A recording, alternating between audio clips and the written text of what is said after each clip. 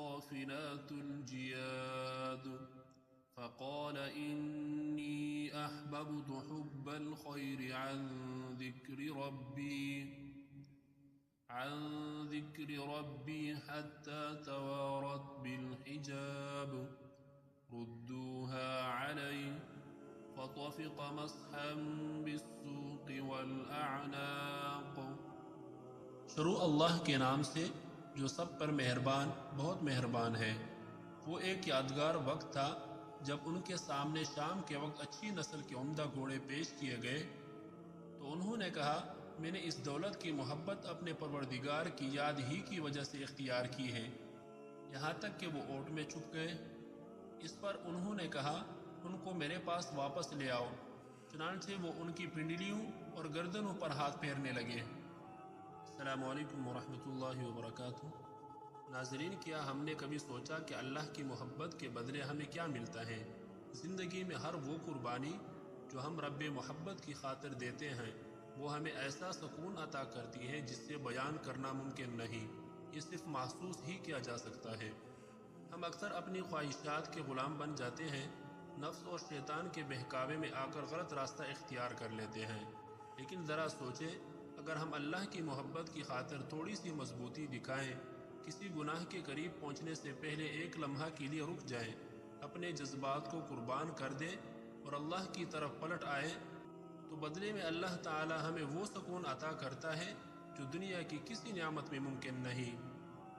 حضرت سلیمان علیہ السلام نے اللہ کی محبت کو گھوڑوں کی محبت پر ترجیح دی اور انہیں قربان کر کے رب محبت کی طرف چل پڑے تو اللہ نے بدلے میں گھوڑے سے بھی زیادہ تیز سواری کو ان کے لیے مسخر کر دیا اور فرمایا اللہ تعالیٰ نے قرآن مجید میں وَلِسُلَيْمَانَ الرِّيحَ غُدُوُّهَا شَهْرٌ وَرَوَاحُهَا شَهْرٌ، اور سلیمان کے لیے ہم نے ہوا کو تابع بنا دیا تھا، اس کا صبح کا سفر بھی 1 مہینے کی مسافت کا ہوتا تھا اور شام کا سفر بھی 1 مہینے کی مسافت کا۔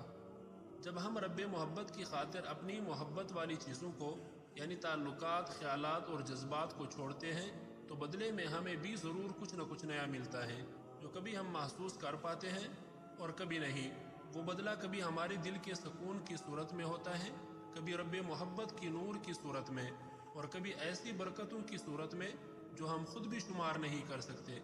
اللہ کا نظام ایسا ہے کہ وہ ہماری ہر کوشش، ہر قربانی اور ہر دکھ کا حساب رکھتا ہے۔ رب محبت کی طرف سے ایسا نہیں ہوتا کہ آپ نے مسجد سے کوئی تنکا اٹھا کر باہر پھینکا اور وہ آپ کے نامہ اعمال میں اجر نہ لکھے، پاؤں میں کانٹا چبھنے کی وجہ سے ہلکی سی آہ نکلے اور وہ اس آہ کی پرواہ نہ کرے۔ آپ مسجد کی طرف قدم اٹھائیں اور وہ درجات بلند نہ کرے۔ آپ کامل درجے کا وضو کریں اور وہ آپ کے تمام اعضاء سے گناہوں کو پتوں کی طرح نہ جھاڑے۔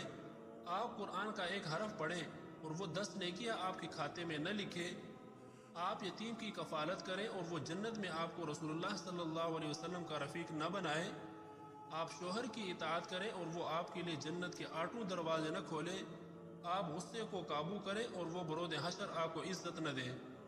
آپ تہجد کے وقت سر بسجود ہوں اور وہ آپ کی آنکھیں ٹھنڈی کر دینے والا اجر سے بھر نہ دے۔ آپ اپنے مال سے صدقہ نکالیں اور وہ اس میں برکت نہ دے۔ ہمارا رب محبت نہ کسی پر ظلم کرتا ہے اور نہ کسی کو بے جا سزا دیتا ہے، وہ رحمان ہے اور رحمت کرنا جانتا ہے۔ اس کا ہم سے یہی مطالبہ ہے کہ ہم ہر روز اس کی محبت کی خاطر کچھ نہ کچھ ایسا چھوڑ دیں جو اس کو پسند نہیں، اپنی زندگی سے ان غلط حرکتوں کو نکال کر باہر کر دیں جن سے اس نے ہمیں روکا ہے، پھر دیکھیں کہ کیسے زندگی کی گاڑی ایک نئی شاہراہ کی طرف گھومتی ہے اور اس پر چلنا شروع کر دیتی ہے۔ اللہ کی خاطر کچھ چھوڑنا ایک لذت ہے، مٹھاس ہے، سکون ہے، اطمینان ہے اور سب سے بڑھ کر یہ کہ روحانی عیاشی ہے۔ بس ہمارا کام ہے کہ ہر روز کوئی نہ کوئی غلط حرکت اللہ کے لیے چھوڑ دیں، اور یہ اللہ تعالیٰ کا اصول ہے کہ جو ہم اس کی محبت کے لیے چھوڑتے ہیں وہ ہمیں اس سے کہیں زیادہ بہتر عطا کرتا ہے۔ تو کیوں نہ آج ہی اپنے دل میں یہ عزم کریں کہ ہر روز رب محبت کے لیے کوئی نہ کوئی غلط حرکت چھوڑ دیں، کوئی قربانی دیں، اور دیکھیں کہ اللہ کی رحمت اور برکتیں کیسے آپ کی زندگی کا حصہ بن جاتی ہیں۔ اللہ تعالی ہمیں عمل کرنے کی توفیق عطا فرمائے، آمین۔